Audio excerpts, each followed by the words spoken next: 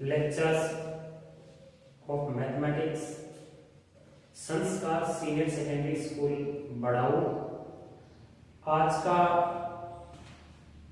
जो online classes है उसमें हमारा जो चैप्टर है वो है थर्ड, मैट्रिक्स अवयव। इस चैप्टर से 4 अंक के प्रश्न पूछे जाते हैं, जिसमें से 2 प्रश्न 1-1 अंक के आते हैं और 1 प्रश्न 2 अंक का आता है। ये मैट्रिक्स होती क्या है, अवयव क्या होता है, अवयव होता क्या है। मैट्रिक्स एक प्रकार की व्यवस्था है। क्या है, व्यवस्था है। और ये व्यवस्था किसकी है, अरेंजमेंट, जिसको अपन कह सकते हैं व्यवस्था, अरेंजमेंट व्यवस्था है। ये व्यवस्था किसकी है, ये व्यवस्था दिए गए आंकड़ों की है या फलनों की है। जो आपको आंकड़े प्रस्तुत किए जाते हैं या जो फलन होते हैं, उन फलनों को, उन आंकड़ों को हम इस प्रकार से व्यवस्थित करें ताकि हमारे पास एक मैट्रिक्स बने। यानी कि जैसे दिए गए आंकड़े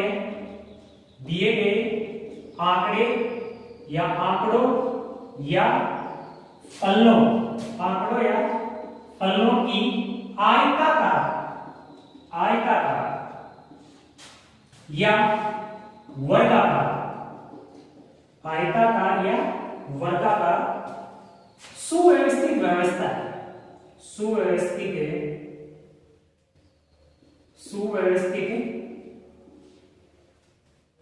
व्यवस्था जिसे अपन क्या कहते हैं, मैट्रिक्स कहते हैं। क्या कहते हैं, मैट्रिक्स। अब ये आंकड़े किस प्रकार के हो सकते हैं, इनको अपन किस प्रकार से व्यवस्थित कर सकते हैं, उसके लिए एक छोटा सा एग्जांपल्स है। क्या एग्जांपल्स है, देखो। जैसे कक्षा 12 है, उसमें से 3 विद्यार्थी हैं, राजेश,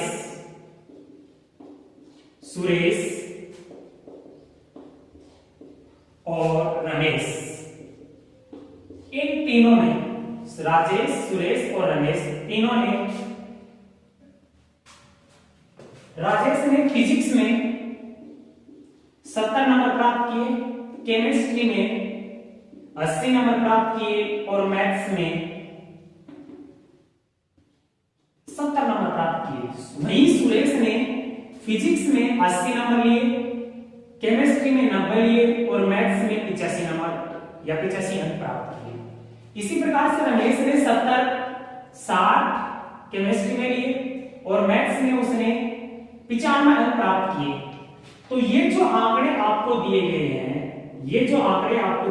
इन आंकड़ों को आप इस प्रकार से व्यवस्थित करें, यानी कि इस प्रकार से व्यवस्थित करें कि ताकि इनको अपन आसानी से समझ सकें। जैसे व्यवस्था, यानी इन आंकड़ों की व्यवस्था, जैसे मैं यहां लिख दूं राजेश, पहले जो है राजेश, फिर यहां लिख दूं रमेश, फिर यहां लिख दूं सुरेश और यहां लिख दूं रमेश। अब इन पे जो आंकड़े मेरे को दिए गए हैं फिजिक्स, केमिस्ट्री और मैथ्स के, तो उन आंकड़ों को इस प्रकार से व्यवस्थित करूं। यहां मैंने लिख दिया फिजिक्स, यहां लिख दिया मैंने केमिस्ट्री और यहां मैंने लिख दिया मैथ्स। तो इन आंकड़ों को मैंने व्यवस्थित कर दिया कि राजेश ने फिजिक्स में लिए 70, केमिस्ट्री में लिए 80 और मैथ्स में लिए इसने 70। इसी प्रकार से सुरेश ने 80 अंक प्राप्त किए फिजिक्स में, केमिस्ट्री में किए उसने 90 और मैथ्स में किए उसने 85। इसी प्रकार से रमेश ने 70 फिजिक्स में, केमिस्ट्री में 60 और मैथ्स में क्या हुई 95 प्राप्त किए। तो ये एक व्यवस्था बन गई, और ये जो व्यवस्था बनी है आयताकार व्यवस्था बनी है। अगर इनको मैं इस प्रकार से बड़े ब्रैकेट में बंद कर दूं तो यही मैट्रिक्स होती है। क्या होती है, मैट्रिक्स। ठीक है, अब इसके आगे विस्तार से अध्ययन करते हैं अपन।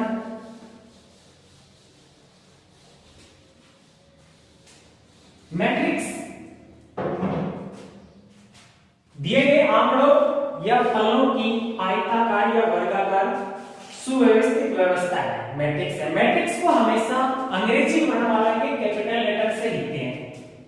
मैट्रिक्स या अवयव को अंग्रेजी वर्णमाला, अंग्रेजी वर्णमाला के बड़े अक्षर या ए बी डैश डैश से व्यक्त किया जाता है, व्यक्त किया जाता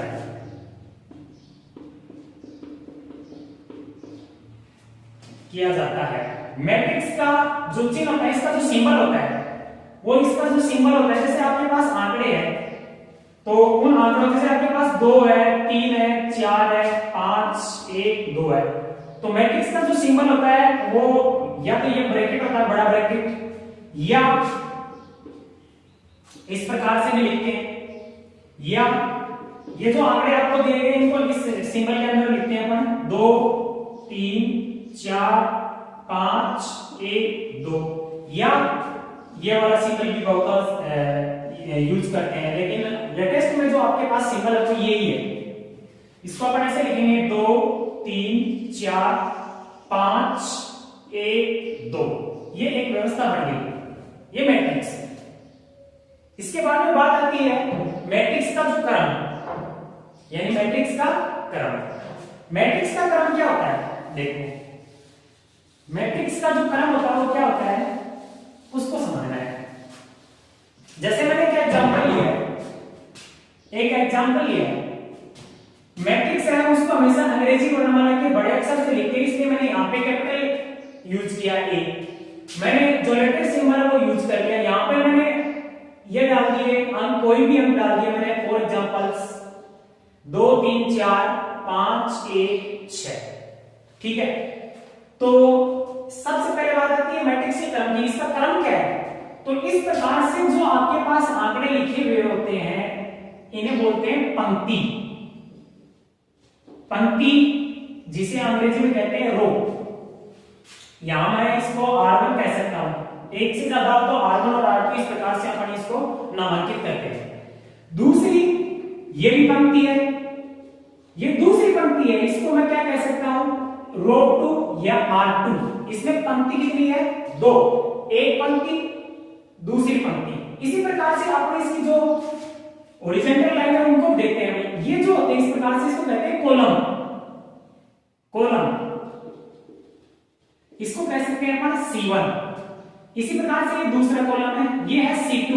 इसी प्रकार से ये कौन सा कॉलम है? तीसरा, इसे अपन क्या कह सकते हैं? C3।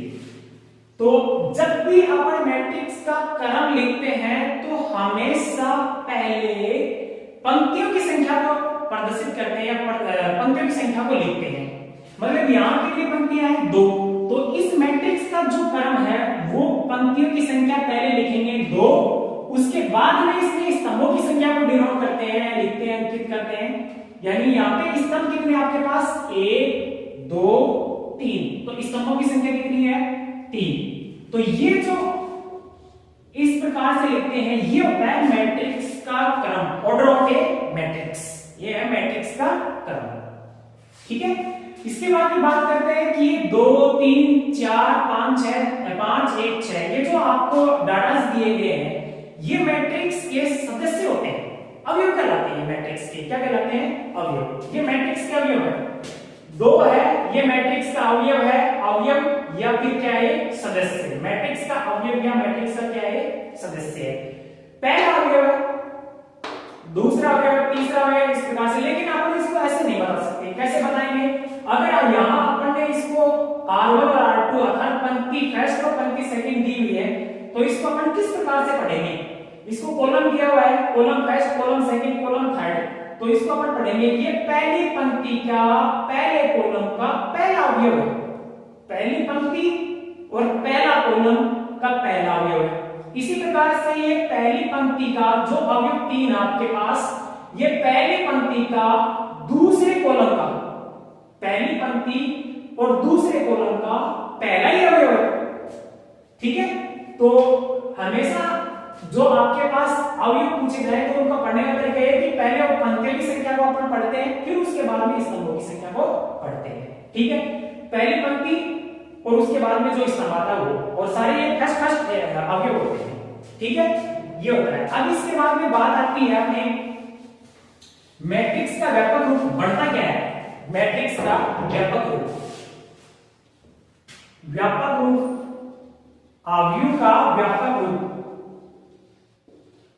अवयव का व्यापक रूप, मैट्रिक्स का जनरल फॉर्म, मैट्रिक्स की general form, general form of A matrix, matrix का व्यापक रूप, अवयव का व्यापक रूप होता क्या है? अगर सपोज कीजिए आपके पास बहुत सारे आंकड़े दिए जाएं, तो इन आंकड़ों को अपन किस प्रकार से व्यवस्थित करेंगे? देखो, अगर मैंने ये कहा कि कोई भी मैट्रिक्स है और उस मैट्रिक्स को मैंने कैपिटल लेटर से डिनोट किया है, लिखा है ए से, उसमें पंक्तियों की संख्या m है, पंक्तियों की संख्या m है और स्तंभों की संख्या अगर n है, मैंने लिखा पंक्तियों की संख्या, पंक्तियों की संख्या n और स्तंभों की संख्या, स्तंभों की संख्या n है, पंक्तियों की संख्या m है और स्तंभों की संख्या n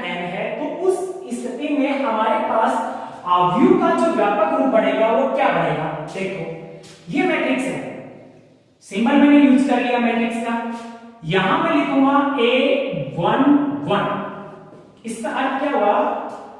जो मैट्रिक्स आपने ली है उस मैट्रिक्स के पहली पंक्ति और पहले स्तंभ का पहला अवयव है, ठीक है, A11। इसके बाद में बात आती A12, A13, 111, यानी यहां जो एक आया है फर्स्ट नंबर का, फर्स्ट वाला 1 जो है ये हमेशा पंक्ति को व्यक्त करता है, और इसके बाद में जो आपके पास अंक आता है ये अंक हमेशा स्तंभ को व्यक्त करता है। तो ये पहली पंक्ति और पहले स्तंभ का पहला अवयव, पहली पंक्ति दूसरे स्तंभ का पहला अवयव। इसी प्रकार से अगर सपोज करो आपके पास कितने स्तंभों की संख्या हो, n स्तंभों की संख्या हो, तो आपके पास क्या बनेगा? A1n। इसका अर्थ क्या हुआ? इसका अर्थ ये हुआ कि पहली पंक्ति का n स्तंभ, पहली पंक्ति के n स्तंभ का अवयव है। इसी प्रकार से अगर पंक्ति की संख्या दूसरी बने आपके पास, इसी प्रकार से A21, A22, A23 dash dash A2n, ठीक है। इसी प्रकार से आपके पास बने A31, A32, A33 dash dash A3n। अगर सपोज कीजिए आपके पास ये सिस्टम काफी देर तक जारी रहे, तो उस कंडीशन में हम क्या करेंगे? AM1, AM2 dash dash AM3 dash dash AM इस स्थिति में हमारे पास इस मैट्रिक्स का जो क्रम बढ़ेगा वो क्रम बढ़ेगा m गुणा n का, m गुणा n का। ये होता है मैट्रिक्स का व्यापक रूप। अगर इसमें पंक्तियों की संख्या है m और स्तंभों की संख्या क्या है? n, उस स्थिति में हमारे पास जो अवयव का व्यापक रूप है उसका जो क्रम होगा वो होगा m गुणा n, m गुणा n क्रम की मैट्रिक्स होगी। क्लियर? अब यहां से आपके पास कई बार मैट्रिक्स की क्या करवाता है? रचना करवाता है। जैसे आपने कोई भी प्रश्न दे देता है, जैसे एग्जांपल के तौर पे अपन ने एग्जांपल लिया कि वो कहेगा एक अवयव की रचना करो, एक अवयव की रचना करें, एक अवयव की रचना करें जिसका क्रम, अवयव की रचना करें जिसका क्रम 2 गुणा 2 का हो, कोटि का हो, जिसके अवयव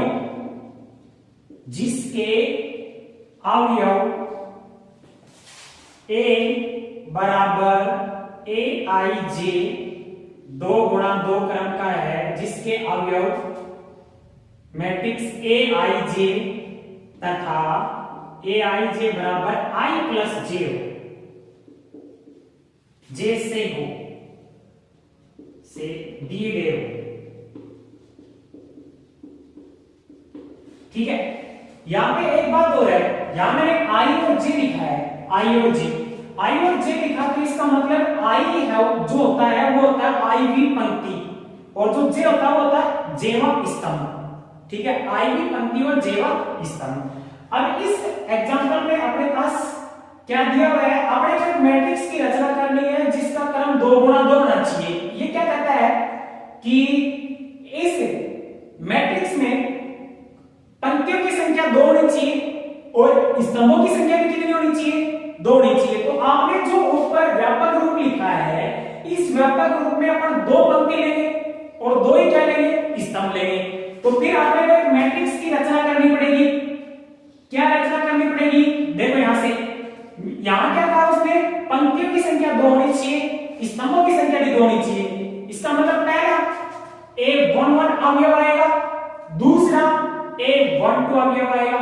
ठीक है, इसके बाद में क्या कह रहा है, स्तंभ 2 पंक्ति चाहिए, लेकिन पंक्ति तो कैसे हुई है, स्तंभ कितने चाहिए, 2। तो स्तंभ 1 और 2, स्तंभ तो 2 हो गए, लेकिन पंक्ति कितनी हुई, 1। तो अपने को एक पंक्ति और लेनी पड़ेगी। तो फिर अगली लाइन से स्टार्ट करेंगे अपने इसको, A21 A22। अब ये अपना उत्तर नहीं हुआ है।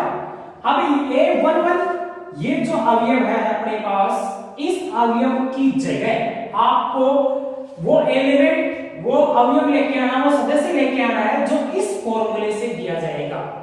ठीक है, अब क्या कहता है, आपको जो प्रश्न में दिया गया है वो aij बराबर दिया गया है i प्लस जे दिया गया है। अगर अपने को A11 अवयव चाहिएगा, i का मतलब पंक्ति और j का मतलब स्तंभ, कौन सी पंक्ति, पहली पंक्ति पहले स्तंभ का पहला अवयव चाहिए। तो यहां अपने को A11 चाहिए, तो इसका मतलब यहां पर अपने को i की जगह 1 रखना पड़ेगा, j की जगह भी 1 रखना पड़ेगा, तभी A11 अवयव बढ़ेगा। तो i की जगह अपन लिखेंगे 1 और j की जगह भी अपन क्या लिखेंगे, 1। i की जगह भी 1 रखना है और j की जगह भी 1 रखना है। तो अपने पास क्या बनेगा, A11। राइट साइड में अपने पास i प्लस j जो फॉर्मूला दिया है उसके अकॉर्डिंग अपने को यहाँ पे पुट मार्क करना पड़ेगा। तो i की जगह अपन रख दिया 1 प्लस j की जगह अपन ने रख दिया 1 प्लस 1 कितना हो गया, 2। इसका मतलब A11 जो अवयव है उसकी जगह अपने को कितना मान रखना पड़ेगा, 2 रखना पड़ेगा, 2 रखना पड़ेगा। ठीक है, इसी प्रकार से अपन कौन सा एलिमेंट निकालेंगे, A12 एलिमेंट निकालेंगे। A12 एलिमेंट इसी फॉर्मूले से निकालना है, इससे जो आपको क्वेश्चन में दिया गया है। ठीक है, i की जगह अपने को कितना रखना पड़ेगा, 1 और j की जगह अपने को कितना रखना पड़ेगा, 2। तो यहां रख दीजिए कौन कितना आएगा, i की जगह रख दिया मैंने 1 प्लस j की जगह मैंने कितना रख दिया, 2। 1 प्लस 2 यानी कितना हो गया, 3 हो गया। ठीक है, इसी प्रकार से अपने को कौन सा एलिमेंट चाहिए, A21 चाहिए। तो i की जगह कितना है अपने पास, i की जगह तो आया है 2 और j की जगह अपने पास कितना आया है, 1। ठीक है, तो अपने यहां इस फॉर्मूले में रखेंगे, क्या आएगा, A21 बराबर i की जगह अपन ने रख दिया 2 प्लस j की जगह रख दिया अपन ने 1। 2 प्लस 1 कितना हो गया, 3। ठीक है, इसी प्रकार से नेक्स्ट जो एलिमेंट आपको निकालना है वो आपके पास i की जगह है 2 और j की जगह आपके पास कितना है, 2। तो अगला जो एलिमेंट आएगा वो आएगा A22 यानी 2 प्लस 2। इसी फॉर्मूले में रखना है, i की जगह भी 2 रखना है और j की जगह भी 2 रखना है। 2 प्लस 2 कितना हो गया, 4। ठीक है, अब ये सारे जो एलिमेंट निकाले आपने, A11 A12 A21 और A22, ये जो एलिमेंट्स के जो मान निकाले अपन ने, A11 एलिमेंट का मान 2 आया, A12 एलिमेंट का मान 3 आया, A21 एलिमेंट का मान 3 आया, A22 एलिमेंट का मान 4 आया। वो कहां रखना, आपको इस मैट्रिक्स में रखना है, इस मैट्रिक्स में। तो इस मैट्रिक्स में जैसे अपन रखेंगे तो यहां से अपने पास क्या सॉल्यूशन आएगा, A इक्वल टू, यहां A11 का मान आया अपने पास 2 और A12 का मान आया अपने पास 3 और A21 का मान आया अपने पास 3 और A22 का मान अपने पास है 4। ये एक मैट्रिक्स की रचना हुई। ऐसा प्रश्न हर वर्ष लगभग सभी सालों में एग्जाम में पूछा जाता है। एक क्वेश्चन पूछता आपसे, उस मैट्रिक्स का क्रम देता है और उस मैट्रिक्स की रचना करवाई जाती है जिसके अवयव इस फॉर्मूले से, जरूरी नहीं है वो यही हो, इस प्रकार के क्वेश्चन एग्जाम में पूछे जाते हैं। ठीक है, ये मैट्रिक्स का क्रम है। जब भी आपको मैट्रिक्स किसी मैट्रिक्स की रचना करनी हो तो उसका जब भी आपके पास क्रम दिया हो तो सबसे पहले अपन उसकी व्यापक मैट्रिक्स मानते हैं, और वो व्यापक मैट्रिक्स कहां से मानते हैं? इससे मानते हैं। ठीक है, देखो इसके बाद बात आती है किसकी? मैट्रिक्स के प्रकार की। मैट्रिक्स के प्रकार कितने होते हैं? मैट्रिक्स के प्रकार के बारे में अध्ययन करते हैं अभी अपन। ठीक है, जो अभी जनरल व्यापक मैट्रिक्स आव्यूह का व्यापक रूप पढ़ाया है, इसमें कोई दिक्कत नहीं होगी सर। आगे बात है आव्यूह का प्रकार। आव्यूह के प्रकार, आव्यूह के प्रकार, टाइप्स ऑफ मैट्रिक्स,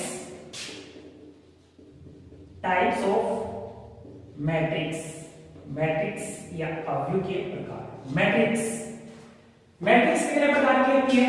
देखो फर्स्ट नंबर पे है पंक्ति मैट्रिक्स, पंक्ति आव्यूह। ठीक है, इसको अंग्रेजी में कहते हैं रो मैट्रिक्स। सेकंड नंबर पे है स्तंभ मैट्रिक्स, स्तंभ आव्यूह। ये क्या होता है?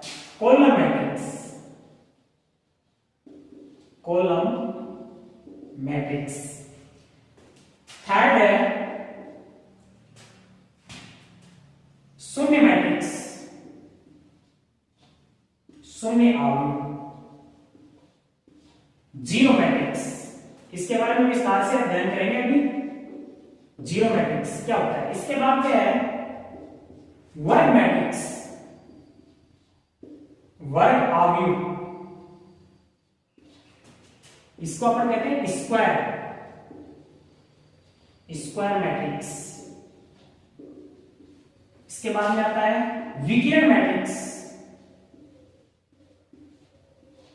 विकिरण मैट्रिक्स। Diagonal matrix. इसके बाद में आए 6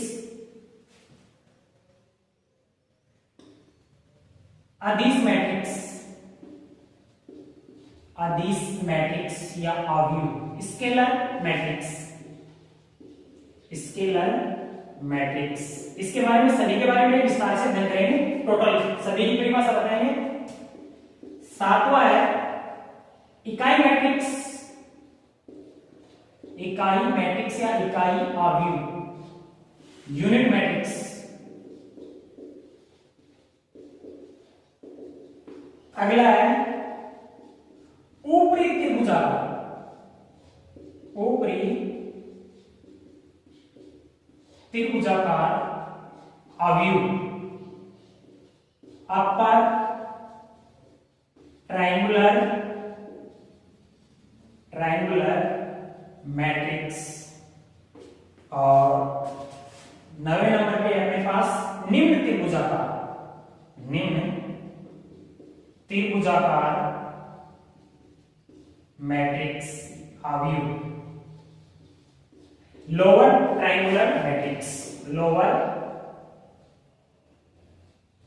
ट्रायंगुलर मैट्रिक्स। ठीक है, तो ये मैट्रिक्स के प्रकार है। इन सब के बारे में अपन विस्तार से अध्ययन करते हैं। ठीक है, तो फर्स्ट नंबर पे अपने पास क्या है? पंक्ति मैट्रिक्स।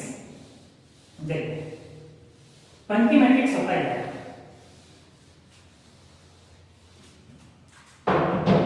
फर्स्ट नंबर पे अपने पास पंक्ति मैट्रिक्स, पंक्ति मैट्रिक्स या पंक्ति आव्यूह। यदि किसी मैट्रिक्स में, यदि किसी आव्यूह में, आव्यूह में पंक्तियों की संख्या, पंक्तियों की संख्या एक हो, क्या हो? एक हो। पंक्ति मैट्रिक्स क्या होती है? अगर आपको कोई भी मैट्रिक्स दी हुई है उसमें केवल और केवल एक ही पंक्ति होनी चाहिए, उस मैट्रिक्स को पंक्ति मैट्रिक्स कहा जाता है। यदि किसी आव्यूह में पंक्तियों की संख्या एक हो तो उसे तो उसे पंक्ति मैट्रिक्स कहा जाता है। पंक्ति मैट्रिक्स या पंक्ति आव्यूह कहते हैं। पंक्ति जिसका क्रम अगर ये पंक्ति मैट्रिक्स है तो इसमें एक ही पंक्ति होगी, तो जब अपन मैट्रिक्स का क्रम लिखते हैं तो हमेशा पहले पंक्ति की संख्या को व्यक्त करते हैं। तो यहां अपने पास पंक्ति मैट्रिक्स है तो इसका मतलब इसमें एक पंक्ति है, तो इसका क्रम 1 गुणा n। इसका क्रम क्या होगा? 1 गुणा n। पंक्ति इसमें 1 होगी लेकिन स्तंभ कितने होंगे? स्तंभों की संख्या इसमें n होगी, ठीक है, जिसका क्रम 1 गुणा n होता है। क्लियर? जैसे अपने पास एग्जांपल के तौर पे समझें तो जैसे ये है कोई मैट्रिक्स, अभी ये मैंने ले लिया 1 2 3 6, इसका क्रम देखिए अपन, पंक्ति एक ही है 1, स्तंभ कितने हैं? 1 2 3 4, 1 गुणा 4। और भी हो सकते हैं बहुत सारे। दूसरी मैट्रिक्स के लिए मैंने बी, यहां मैंने ले लिया A B C D E F, जैसे ये ली मैंने। इसमें पंक्तियों की संख्या एक ही है, हमेशा क्रम लिखते हैं तो पहले पंक्तियों की संख्या को लिखते हैं, ठीक है। 1 कॉलम 1 2 3 4 5 6, कॉलम 6 है, ठीक है।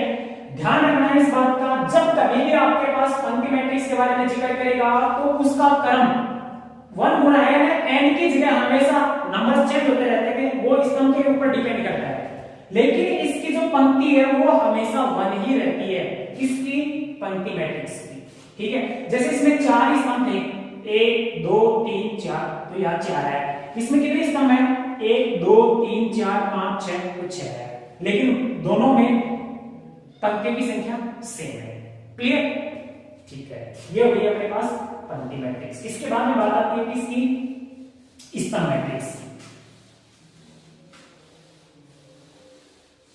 मैट्रिक्स के प्रकार में अगला जो प्रकार अपना वो है स्तंभ मैट्रिक्स, कॉलम मैट्रिक्स, स्तंभ आव्यूह, स्तंभ आव्यूह या कॉलम मैट्रिक्स। क्या होता है?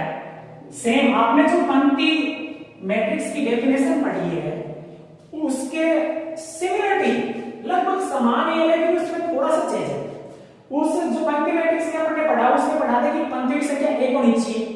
यहां स्तंभ मैट्रिक्स पढ़ रहे हैं तो इसमें स्तंभों की संख्या 1 होनी चाहिए, पंक्तियों की संख्या कितनी भी हो सकती है। तो यहां से इसकी परिभाषा क्या निकल के आएगी? यदि किसी मैट्रिक्स में, यदि किसी अवयव में स्तंभों की संख्या यदि और केवल यदि 1 हो, स्तंभों की संख्या यदि और केवल यदि 1 हो, केवल 1 हो, उसे स्तंभ मैट्रिक्स कहा जाता है, स्तंभ आव्यूह कहा जाता है, आव्यूह कहा जाता है, ठीक है। स्तंभ आव्यूह कहा जाता है जिसका क्रम स्तंभ मैट्रिक्स का क्रम, जिसका क्रम क्या होगा? पहले पंक्ति की संख्या को डिनोट करते हैं क्रम में, बाद में आता है स्तंभ की संख्या में। तो यहाँ पे स्तंभ तो रहेगा अपने पास 1 और पंक्ति क्या रहेगी? कुछ भी हो सकती है, वो m गुणा 1 क्रम की हो सकती है, ठीक है। जैसे जिसका क्रम m गुणा 1 होता है, ठीक है। जैसे देखो यहाँ पे एग्जांपल है, एक छोटा सा एग्जांपल ले लेता हूं। मैट्रिक्स A है 1 2 3 4, देखो यहां से ये मैट्रिक्स A है भाई, ठीक है। 1 2 3 4, यहां पंक्ति कितनी है? 1 2 3 4, पंक्ति है 4, स्तंभ कितने हैं? एक ही स्तंभ है, तो इसका क्रम 4 गुणा 1 या 4 into 1 है, ठीक है। क्लियर? आई बात समझ में? दूसरा देखो B, कोई दूसरी मैट्रिक्स है, मैंने ले ली A B C D E, ये लिया मैंने, ठीक है। इसमें पंक्ति की संख्या, पंक्ति 1 2 3 4 5, इसमें पंक्ति तो है 5, ठीक है। स्तंभ एक ही स्तंभ है, इसका मतलब 4 into 1, ठीक है। जब आपके पास क्रम दिया हुआ होता है, ध्यान से सुनो एक बात, जब आपके पास किसी भी मैट्रिक्स का क्रम दिया हुआ होता है और उस मैट्रिक्स में अगर आपने को अवयवों की संख्या का निर्धारण करना हो, पता लगाना हो, तो उसका जो क्रम दिया हुआ होता है उसके क्रम का जो सॉल्यूशन आता है, मल्टीपल का जो मान आता है, वो उसमें अवयवों की संख्या के बराबर आता है। जैसे ये है 4 into 1, 4 into 1, इसका मतलब इसको इस मल्टीप्लाई करेंगे तो कितना आएगा 4। अब ये 4 आया है तो इसका मतलब ये कहता है कि आपने जो मैट्रिक्स ली है, इस मैट्रिक्स में अवयवों की संख्या 4 होगी, 1 2 3 4, 4 अवयव है। इसी प्रकार से आपके पास ये वाली जो मैट्रिक्स है, इसका क्रम आपको 5 into 1 दिया हुआ है, इसका अपन मल्टीपल निकालेंगे, सॉल्यूशन निकालेंगे। 5 into 1 का सॉल्यूशन अपने पास आता है 5, ठीक है। ये 5 आया तो इसका मतलब ये इस बात को शो करता है कि आपने जो मैट्रिक्स ली है, इस मैट्रिक्स में अवयवों की संख्या 5 है, ठीक है। 1 2 3 4 5। जैसे अपन एक मैट्रिक्स और भी लेते हैं, एक मैट्रिक्स है 2 3 4 5, इसका क्रम क्या होगा, इसका क्रम होगा 2 into 2, क्योंकि इसमें दो तो है पंक्ति और दो ही क्या है इसमें स्तंभ। अब इन दोनों का जो क्रम दिया हुआ है मेरे को, इसका क्रम का गुणनफल कितना आता है, 4 आता है। तो मैं कह सकता हूं निश्चित रूप से कि इस मैट्रिक्स में आने वाले अवयवों की संख्या 4 होगी और वो 4 अवयव ये, ठीक है। इस बात का थोड़ा सा ध्यान रखना, क्लियर। कई बार परीक्षा में प्रश्न क्या आता है, अपने पास एक क्वेश्चन देता है कि एक मैट्रिक्स है, ठीक है, क्या है, एक मैट्रिक्स है। एग्जांपल के तौर पे एक क्वेश्चन है, देखो अवयव है, अवयव ए है, अवयव ए में 12 अवयव है, 12 अवयव है, तो उस अवयव का क्रम ऑर्डर कुछ आपसे क्रम क्या हो सकता है, क्या हो सकता है। क्या कहा इसने एग्जांपल के तौर पे, एक मैट्रिक्स है ए जिसमें आपके पास 12 अवयव दिए हुए हैं, उस मैट्रिक्स के अंदर 12 अवयव है, ठीक है। तो आपसे क्या पूछा है कि उसमें 12 अवयव है, तो उस मैट्रिक्स का क्रम बताओ। अब आपको उस मैट्रिक्स का क्रम बताना है। देखो कैसे बता सकते हैं, देखो अब मेरे पास जो 12 दिया हुआ है, इसका मैं फैक्टराइजेशन करूंगा, यानी 12 है वो किन किन की टेबल में आता है, पहले ठीक है। देखो जैसे 12 है आपके पास, इसके मैं फैक्टराइजेशन कर सकता हूं, यानी 1 into 12, ठीक है। ये क्या है, फर्स्ट होती है वो होती है पंक्ति की संख्या, सेकंड जो होती है वो होती है स्तंभों की संख्या। इसका मतलब उस मैट्रिक्स में अगर 12 अवयव हैं तो उसमें एक पंक्ति हो सकती है और 12 उसमें स्तंभ हो सकते हैं, ठीक है। कैसे, देखो ऐसे, ये मैट्रिक्स ली मैंने, पंक्तियों की संख्या है, कोई भी 12 अवयव सपोज करो आपके पास 1 2 3 4 डैश डैश टोटल 12 है, ठीक है। इसमें पंक्तियों की संख्या कितनी बढ़ेगी, एक ही है पंक्ति, तो जो यहाँ पे मेरे को क्रम दिया गया है इसमें पंक्तियों की संख्या 1 है, लेकिन स्तंभों की संख्या कितनी होनी चाहिए, 12 है। तो मैंने पंक्ति तो एक ही बढ़ाई है, स्तंभ कितने बढ़ा दिए मैंने, 1 2 3 4 5 6, इस प्रकार से 12, तो 12 हो गए अपने पास। इसका क्रम ये हो सकता है, या इसका क्रम क्या हो सकता है, इसका क्रम ये भी हो सकता है उसमें 12 पंक्तियों एक स्तंभ हो, ये भी क्रम हो सकता है। इस प्रकार से आपने इसको वर्टिकल लिख दिया, हॉरिजॉन्टल लिख दे, उस कंडीशन में क्या हो सकता है, सपोज करो आपके पास ऐसे भी तो बन सकता है 1 2 3 4 डैश डैश 12। इस कंडीशन में हमारे पास पंक्तियों की संख्या तो बेसिकली 12 और स्तंभों की संख्या कितनी हो गई, 1, तो ये जो क्रम है ये इसको सेटिस्फाई करेगा। इसका क्रम क्या है, 12 into 1, और इसका क्रम क्या था, 1 into 12। ये भी हो सकता है, मैट्रिक्स ये भी बन सकती है, मैट्रिक्स ये भी बन सकती है। फिर और देखो कौन सी बन सकती है, 12 3 into 4 हो सकती है, हो सकता है अपने पास 4 into 3 हो सकता है अपने पास 6 into 2 हो सकता है अपने पास 2 into 6 हो। ठीक है, अगर किसी मैट्रिक्स में 12 अवयव है तो उस मैट्रिक्स का क्रम इनमें से कोई सा भी एक हो सकता है। ठीक है, ये कई बार प्रश्न आपसे पूछा जा सकता है। आगे चलते हैं। अगला जो प्रकार अपना वो है शून्य मैट्रिक्स। टाइप्स ऑफ मैट्रिक्स, अवयव के प्रकार में अगला जो थर्ड नंबर का आपके पास जो प्रकार है वो है शून्य मैट्रिक्स। शून्य अवयव क्या होता है? शून्य अवयव, जीरो मैट्रिक्स। नाम से देखो शून्य मैट्रिक्स, यदि किसी मैट्रिक्स के यदि किसी अवयव के सभी अवयव शून्य हो उस मैट्रिक्स को शून्य मैट्रिक्स कहा जाता है।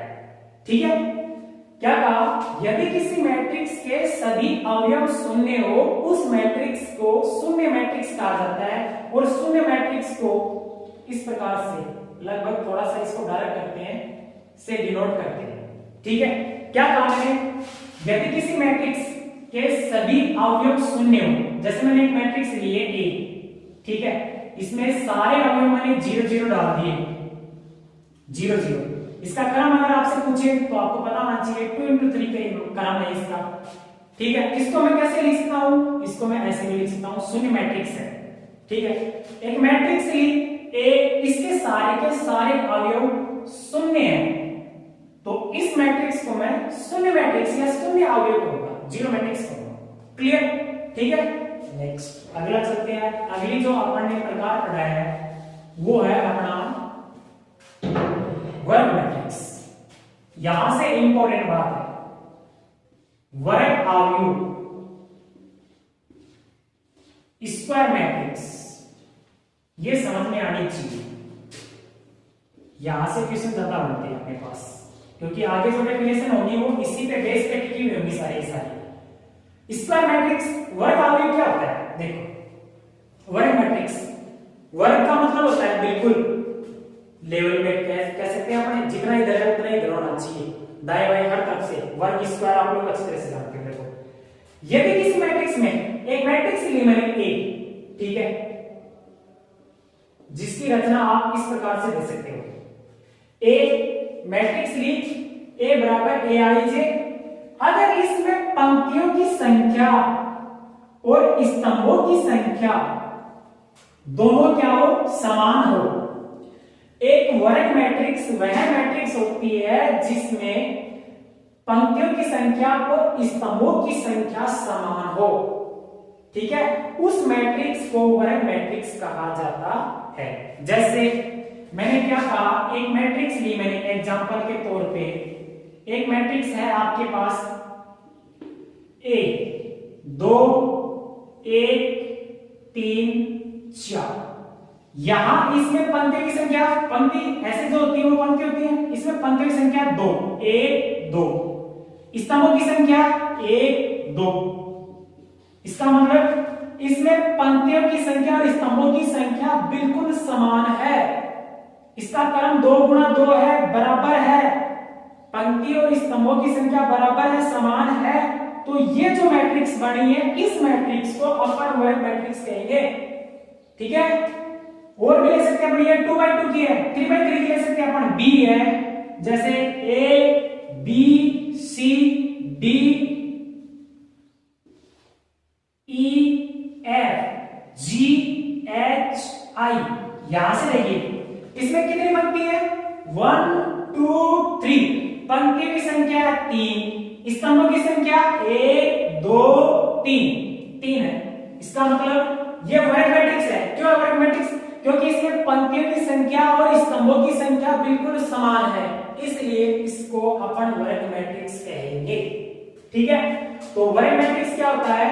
यदि किसी मैट्रिक्स में पंक्तियों की संख्या और स्तंभों की संख्या बिल्कुल समान हो उस मैट्रिक्स को वर्ग मैट्रिक्स कहा जाता है।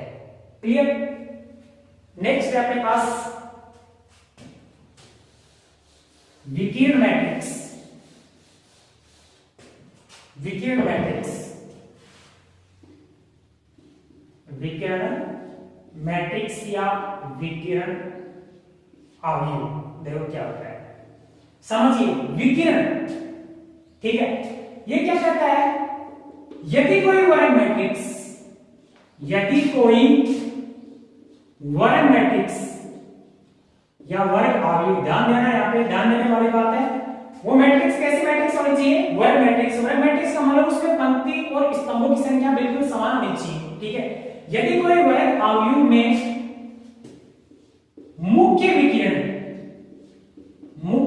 विकिरण, यहां एक बात नहीं आई है, मुख्य विकिरण, इसके बारे में भी अपन चर्चा करेंगे। मुख्य विकिरण के अतिरिक्त, मुख्य विकिरण के अतिरिक्त सभी अवयव, मुख्य विकिरण के अतिरिक्त सभी अवयव शून्य हो तो उस अवयव को विकिरण अवयव कहा जाता है, विकिरण अवयव कहा जाता है, ठीक है।